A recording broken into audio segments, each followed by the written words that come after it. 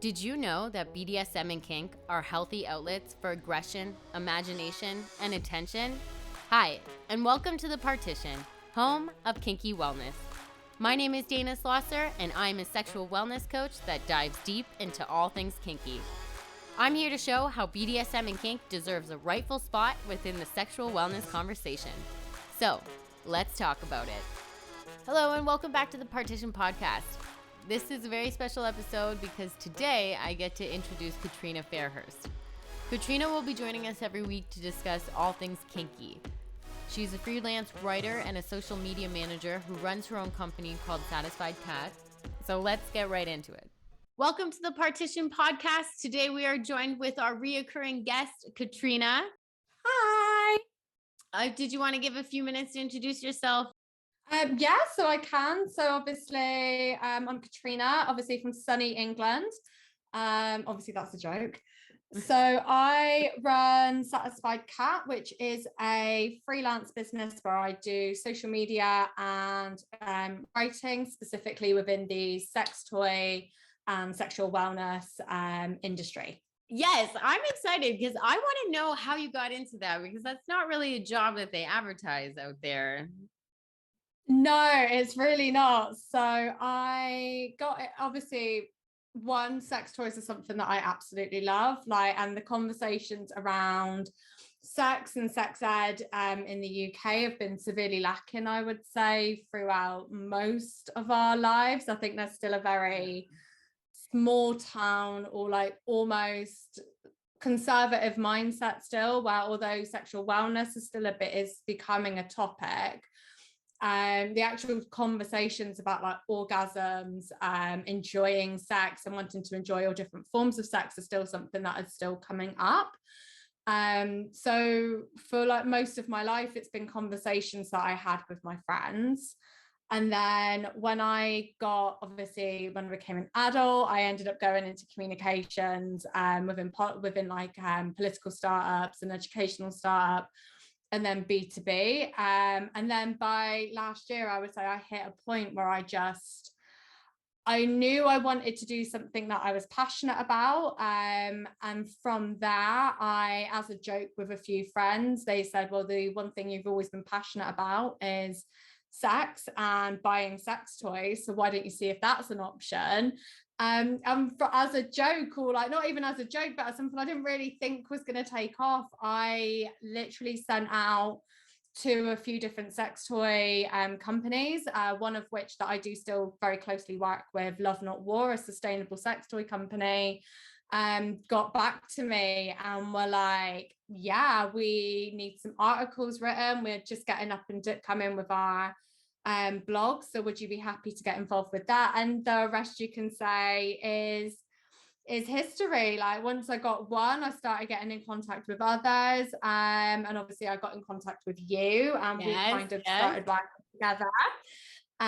So yeah, from there it's just kind of over these past 6 months, I'd say, just built as I get in contact with more and more. So it's really fun. I get to one, the freebies are amazing, and two, I get to kind of keep developing and learning about these things, as well as having these conversations I'm passionate about within an industry, and within the industry where it's more people who are also as equally passionate about it as I am. Well, it's funny that you say that you got into it as a joke, because I feel like I got into this as a joke. Yeah, no joke. So I originally went into school for business after I did travel and tourism. And then I worked in a few hotels, and I worked in South Africa actually for 3 months, which was super fun. And it showed me that I want to live somewhere warm, and that I would be down to open up a hotel somewhere warm. So I went back into business to open up a retreat. And at this point I had a dom dad, and it was great because he gave me the joke. He jokingly said, you should open up a sex retreat. And then I just kind of stopped and hovered around, and I was like, you know what? I fucking can. I was like, I bet you I fucking could. I was like, I've worked with sex therapists. I've worked with this. I've gone to workshops. I made so many mistakes that, if looking back, they were so simple mistakes that if had someone just told me just the simple mistake, it could have been avoided. So yeah, that also kind of came out of a joke because I was like, you know what? It's so crazy. I will make that work. But writing, how did you jump to products of it though? I reached out online. So I've been quite lucky with, as my journey's progressed, I've met people and talked with people within the industry or within certain other parts of the industry, including anything from like BDSM to people who have worked in clubs and stuff like that through like my own hobbies. But yeah, for majority of it, it's been on its own.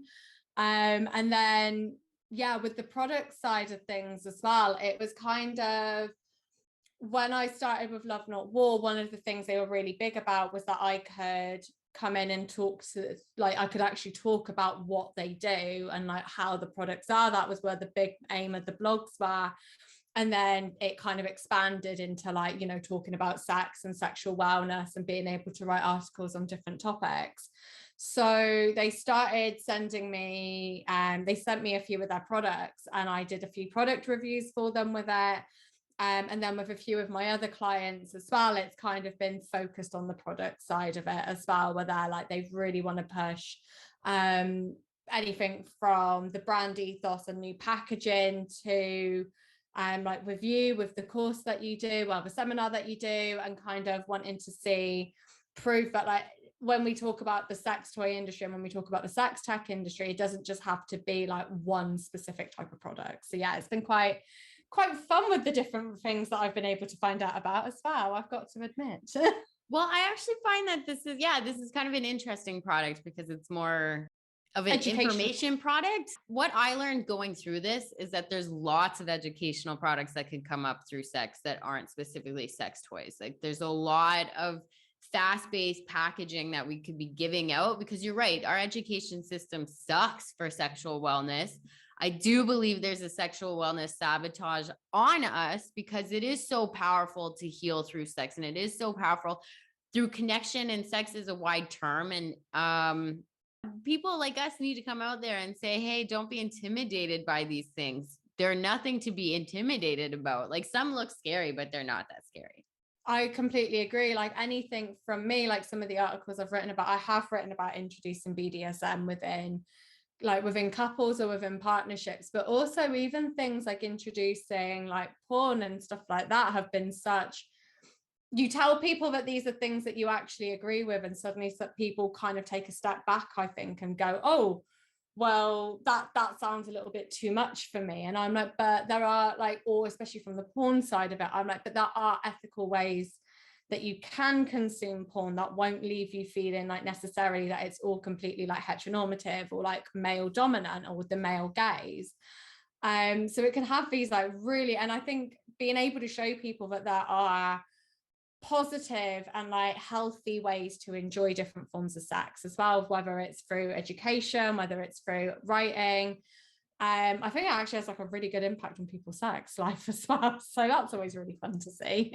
Well, yeah, I think that's the thing too, that people they're so obsessed about one version of it that they forget that there's the other versions of it. For instance, like sexting is a big deal to me. First of all, I love sex writing, but when people just text me like boring shit on sexting, like basically, yeah, and then you're sucking my dick. Like, please stop. Please stop. You've like, this is a man who's never, ever read any type of sex writing at all.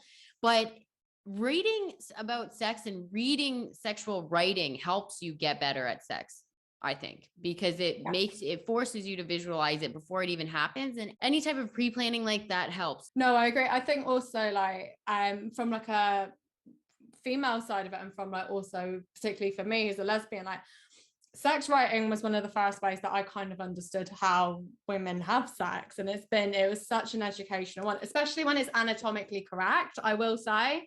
Like if it's badly written, like you said, like there are some things that like I know the vagina can stretch, it will not stretch that far. Yeah. So that's funny. It's been an interesting one, but no, I completely agree with you.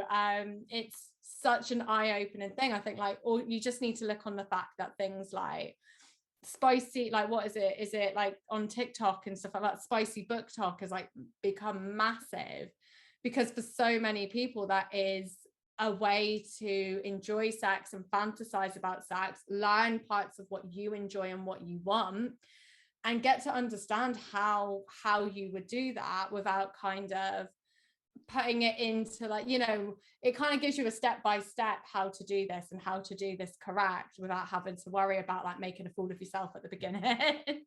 Well, if you take the bones out of it, it's kind of that's kind of what I feel like people are looking for, that they just want a framework. People want to build it in. And that's why even with the BDM basics course, it's not necessarily like, hey, this is BDSM basics, but this is a basic framework that I'm giving you to make a full functioning, complete sexual experience. Like there's more than just taking your clothes off. Actually, it can involve putting clothes on. It can put on different types of clothing. It can be like never taking the clothing even off. Like it's just and clothing's just one element of it, but yeah, but it gives you the framework of like, talk about this. What's the worst case scenario? No one wants to talk about the worst case scenario, but we should be talking about the worst case scenario here. No, I really agree, because like obviously with your one with the basics of impact play, like one of the bits that I really loved with going through the course materials was that you weren't afraid to shy away from the fact that like there is never going to be 100% safe way to do this. You know, things can happen. But if you do it correct, if you actually have these conversations with your partner, if you actually like even the whole part about like practicing and even showing your partner how you would do something with impact play. Yeah. I thought that was a really fantastic part of it, because I feel like a lot of people, it's almost like a lot of people seem to rely on trust alone. Like you and your partner have agreed, yes, let's go and try impact play, or let's go and try rope play. Have you done this before? And the partner goes, yeah, that's great, I know how to do this. And it's like, but yeah, okay. And then or like, how, like, or have you ever done it? And I feel like for a lot of people, that's not even some side of it that they even think to ask, maybe for worry that it seems like they don't trust their partner, or maybe even for worry that they're afraid they'll look like they haven't done this before. And if it is like only one person is introduced to this, it's their first time, and their partner says, oh, I've got years of experience of doing it. I also think that people I also think that people just don't know to ask. Like they just can't ask. Like they don't know to ask, or they want to ask. But yeah, you're right that there's fear involved, but it's just even that. I think it comes down to the fact that from a very young age, we have been told that you are not allowed to ask on behalf of yourself. You are always at a servant of your family and your friends around you. And if asking for what you need and what you need to feel trusted with, people, it's struggle. Like, oh my God, I struggled. Everybody struggles with it. It's such a huge struggle, but with sex, and the reason why I love like BDSM partnerships and play partnerships is because it can be difficult to ask what you want, but in these settings, it's required. So you're building it every time you talk to them. And that must have like such a massive impact in like outside of it as well. Because it's like, you know, when we talk about wellness and like things like that, like outside of sex, boundaries are such a massive thing that people talk about. You got to set your boundaries. You got to do this. You got to do that.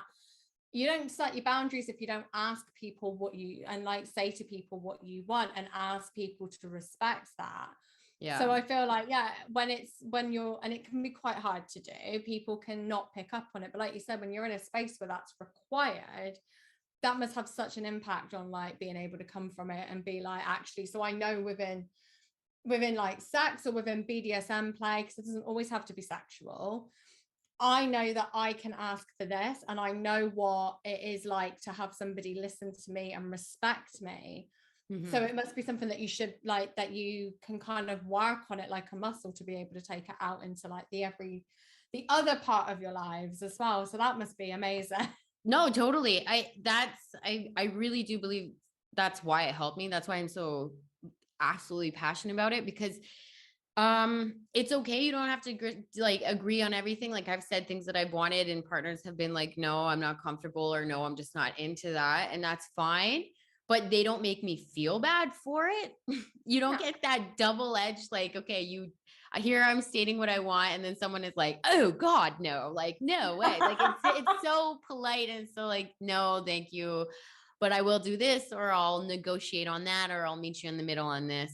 And so it's a dialogue, it's an open dialogue. And I find that I actually have deeper, more meaningful conversations in these types of partnerships than I previously did in regular relationships, and even friendships for that matter is a big one. I didn't stand boundaries even with my own friends, or like, I used to think that I had a lot of boundaries and that I made a lot of decisions, but I do feel now looking back that I definitely circled in friend groups that I just didn't want to be like alone. So I was just like in that group, but I didn't really want to be there. And then after learning the boundaries and realizing like, no, I'm not really into that. I'm done. Like, I'm done. I'm walking away from this. Like, it kind of all blends together, but building your boundaries helps you at work is a big one.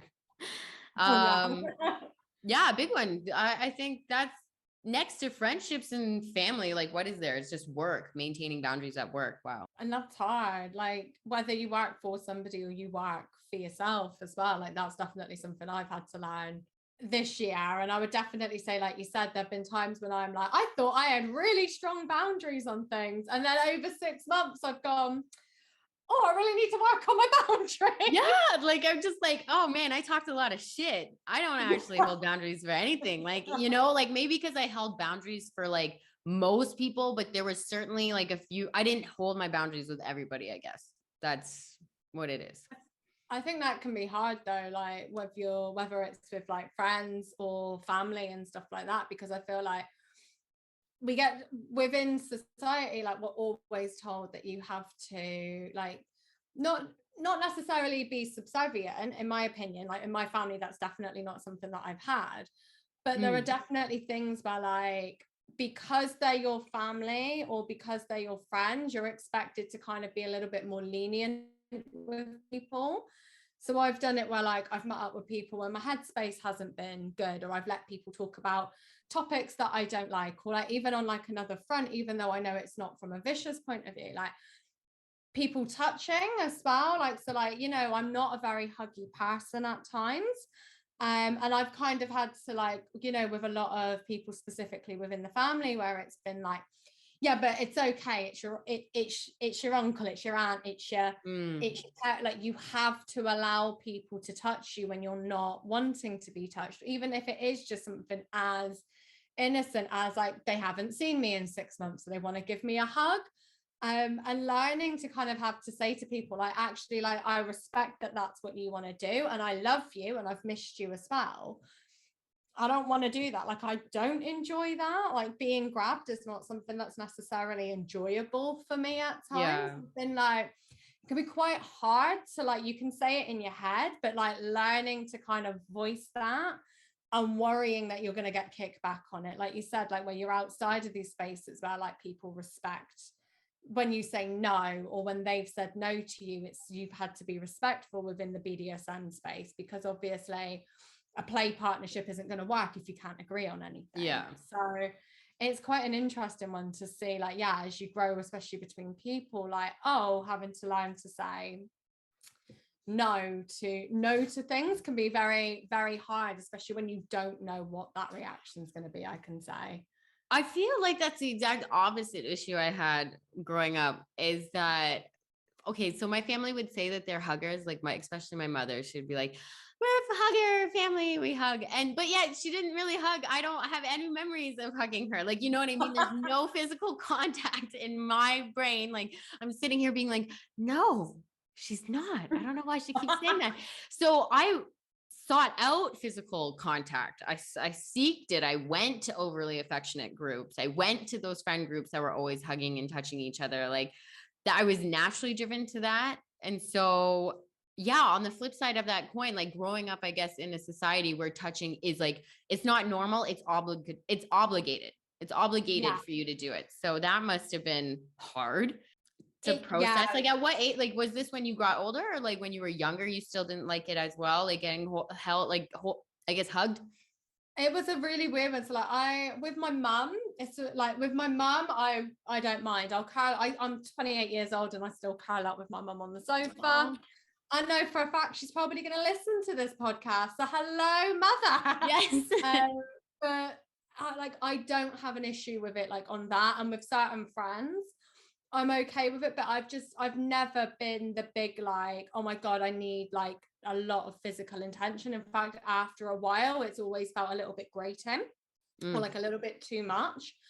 Or if it's not on my terms, I would say definitely like if it's not on my terms, I don't really want it. It's probably also an issue. So ever since I was a kid, I've always kind of been like that.